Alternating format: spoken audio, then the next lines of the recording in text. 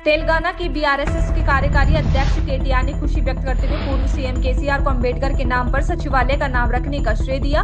KTR ने तेलंगाना भवन में आयोजित अंबेडकर के परिनिर्वाण कार्यक्रम में भाषण दिया। उन्होंने कहा कि पूर्व सीएम केसीआर ने अंबेडकर की 125 फीट ऊंची प्रतिमा बनवाई थी, जैसी दुनिया में कहीं नहीं बनवाई। उन्होंने इस बात पर अफसोस जताया कि कांग्रेस सरकार कोई भी गतिविधि न करके अंबेडकर की प्रतिमा का अपमान क्यों करेगी।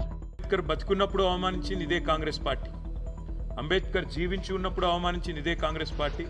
అంబేద్కర్ గారు ఈరోజు మన మధ్యన భౌతికంగా లేకపోతే ఈరోజు మళ్ళీ ఒక్కసారి తిరిగి కాంగ్రెస్ ప్రభుత్వం వారిని అవమానిస్తూ ఉంది.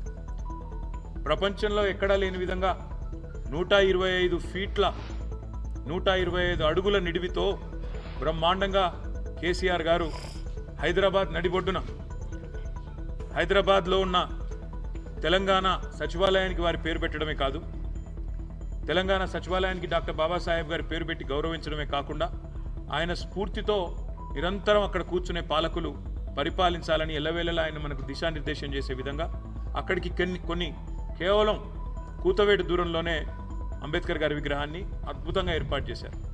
చేయడమే కాకుండా ప్రకాష్ అంబేద్కర్ గారిని కూడా ఆహ్వానించి రాజకీయాలకు అతీతంగా బ్రహ్మాండమైన కార్యక్రమాన్ని నిర్వహించడం జరిగింది.